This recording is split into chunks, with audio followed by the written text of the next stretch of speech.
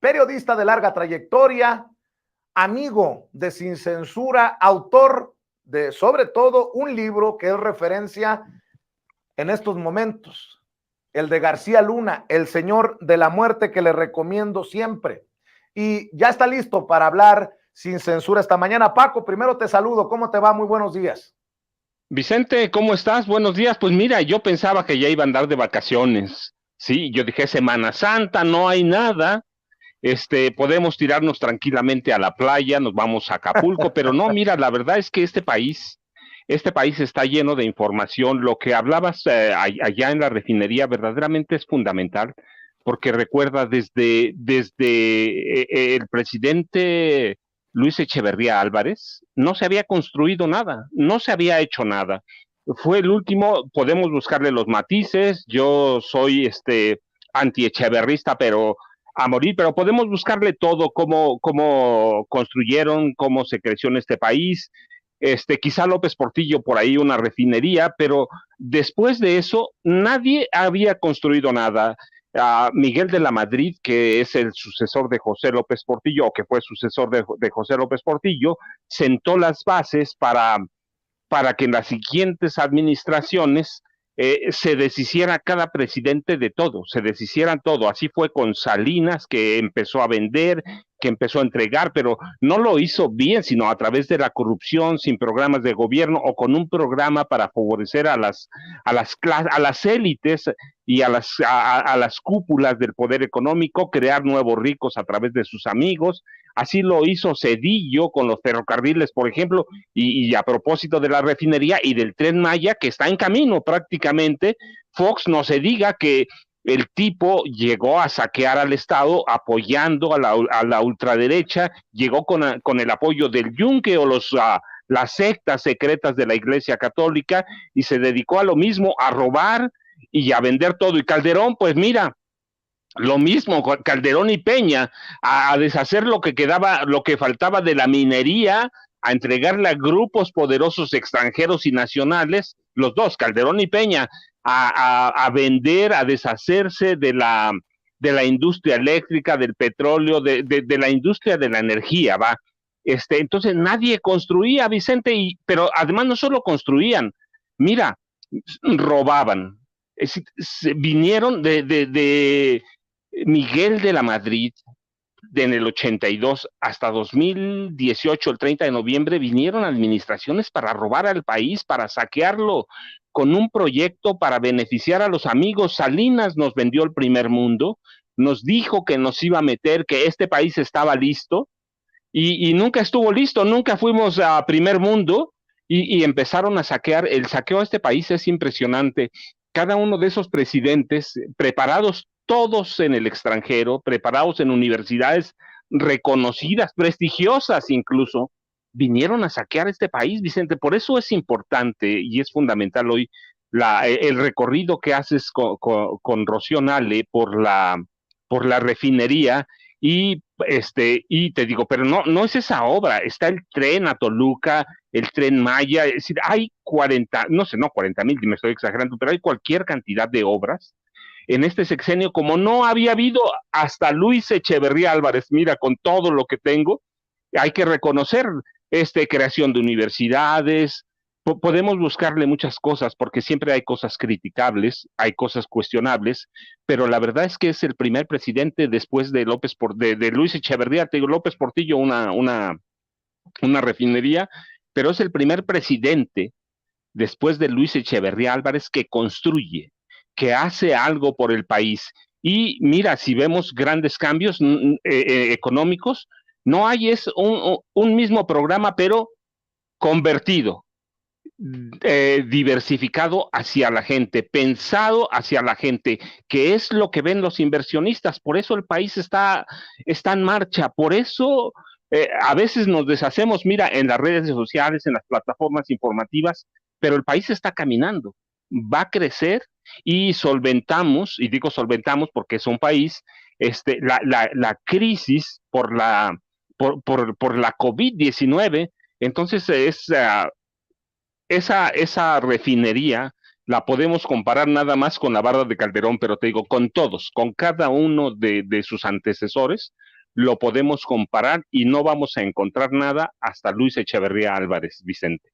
Mi querido Paco, tú estás hablando, haces referencia al tour que nos dio en exclusiva la secretaria de Energía, Rocío Nale, por la refinería Dos Bocas, por la refinería Olmeca, allá en Paraíso, Tabasco. Hablas de lo importante de construir, porque no se había construido, dices, desde Luis Echeverría. Bueno, pues precisamente la refinería ha sido tema de noticias falsas y de campañitas de golpeteo contra el presidente. Bueno, hasta de ataques misóginos contra la secretaria convertida, digo yo y me sostengo, en la mujer más fuerte del gabinete del presidente Andrés Manuel López Obrador. Por eso y por más, te pido, maestro, que nos ayudes a analizar esto de las noticias falsas, porque hemos advertido que de aquí al 2024 la cosa se va a poner candente.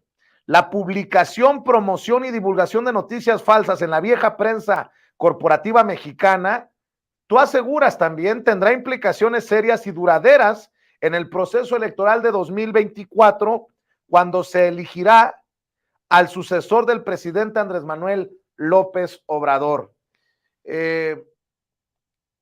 ¿Por dónde le entramos a esto? Porque, maestro, qué bueno que tú decides analizarlo hoy. Ha sido un tema de batalla, de sin censura, pero que lo analices tú con tu larga trayectoria, conociendo al monstruo desde los intestinos, va a ser revelador para la audiencia de Sin Censura, maestro.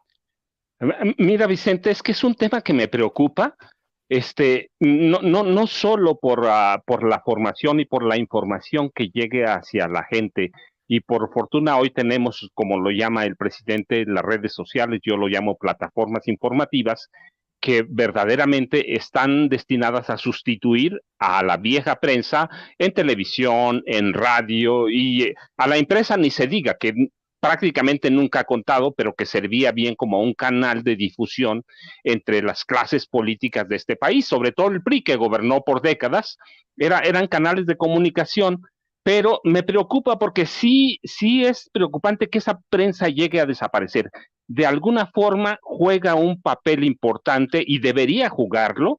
No se va a adaptar, no se ha adaptado a los cambios tecnológicos, es otra cosa. Mira, no se trata solo de la voracidad y de la corrupción disfrazada de los viejos empresarios que además son chantajistas y son magnates y son depredadores de recursos públicos, sino de la escuela que van a dejar estos viejos periodistas que eran los monstruos de la comunicación, a las nuevas generaciones que van a formar una generación o nuevas generaciones de periodistas chayoteros. Mira, ellos no lo ven, o sí lo ven, pero lo callan, lo ocultan, porque siempre vivieron favorecidos por el régimen, enriqueciéndose brutalmente. La mayoría de ellos tiene dinero exageradamente, va, como no debía tener un periodista. Loret de Mola es el ejemplo, pero no, mira, a cualquiera que nombres de ahí, a cualquiera, todos tienen para bien vivir más allá de su generación y no de bien habido, sino a través de los favores del Estado. Entonces, mira, es que no entienden o nos ocultan que esa prensa mentirosa y periodistas que intentan engañar con medias verdades, es que a mediano y corto plazo tendrán audiencias inventadas, les llaman bots, tendrán seguidores inventados y que no ayudarán ni siquiera a esa prensa vieja que defienden. Y a largo plazo tendremos generaciones de información inventada, de información con audiencias inventadas, que va a servir para lo que sirve hoy, para engañar y para destruir a la prensa de este país, a esa prensa vieja que tuvo su razón de ser y que debía tener una razón de ser porque tienen los medios para comunicar, tienen los medios para formar, que es uno de los papeles de la prensa, no solo informar, que bueno que ese es nuestro papel primordial, pero también tenemos el papel de formar, de crear, y esa prensa vieja tiene los recursos para hacerlos. Por eso me preocupa su desaparición. Mira, yo digo, qué bueno que desaparezca, pero no, jugó un papel importante que debemos entender, y en el futuro demostrablemente falsa la información que van a manejar, vamos a tener generaciones de periodistas demostrablemente falsos que se van a autodestruir, y eso no es bueno para este país tampoco. Sería importante que, mira, no que se den cuenta, sino que entiendan que el odio gratuito al presidente va a causarles problemas a ellos. Mira, no estoy hablando del país porque tenemos los avances tecnológicos, estoy hablando de su autodestrucción, de cómo van a malformar periodistas en este país. Un día le inventan al presidente enfermedades del corazón, otro día inventan cerros que se tienen que atravesar en el AIFA.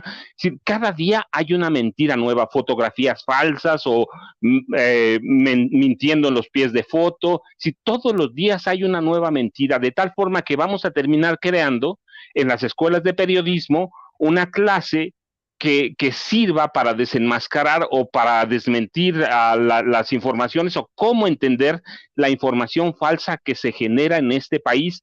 Y eso va a pasar con Televisa, va a pasar con TV Azteca, va a pasar con el Universal, va a pasar con Reforma, que son ciertamente proyectos políticos, pero que debemos entenderlos en el proceso de formación, no de deformación, sino de formación de este país, Vicente.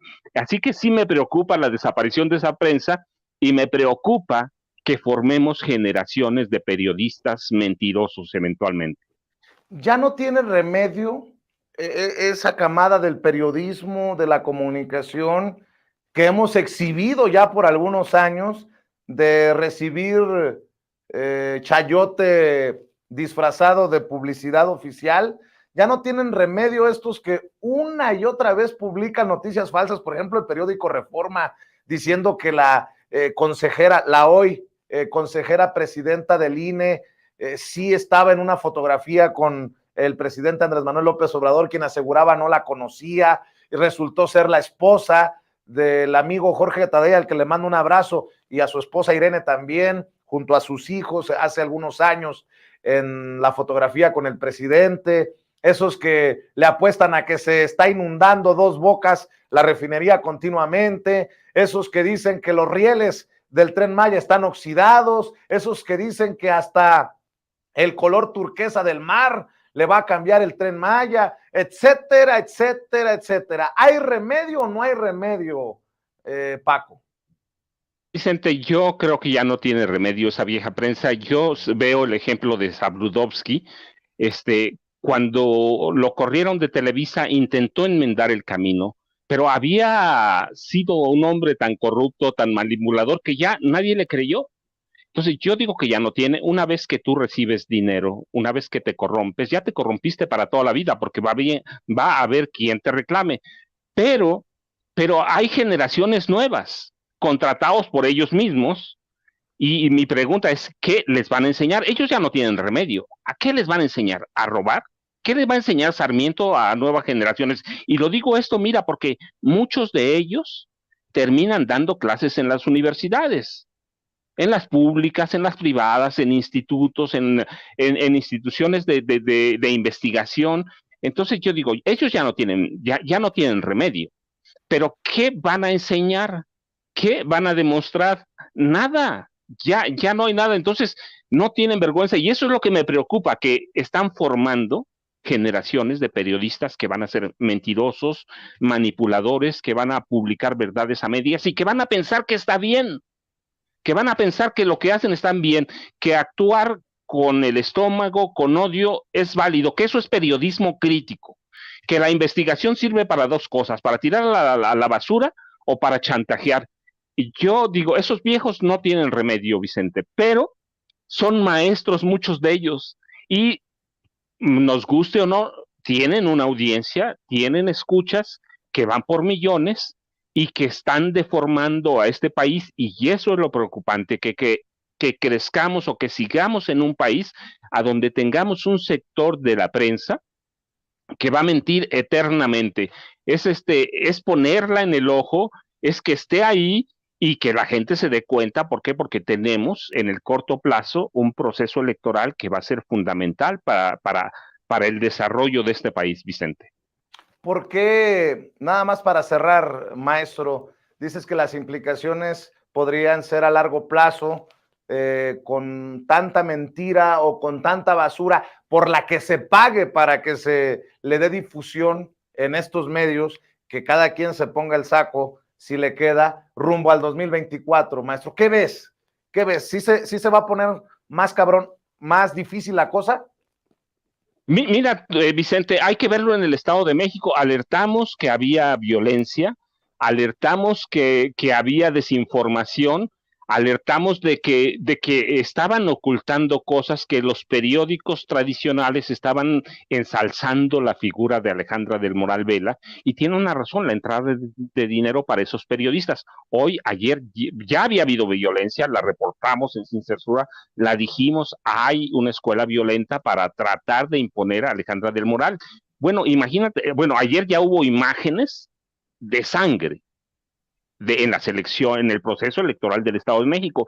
Imagínate para el 24 con una derecha que está desesperada, con grupos de choque de la extrema derecha. Esto es violento, y esa es la alerta para el 2024, para estar pendientes, para identificar esos grupos y para identificar a los candidatos que van a representar esos grupos, Vicente. Claro que sí. Y maestro, como siempre, qué bueno que das tus opiniones aquí en este espacio libre como el viento.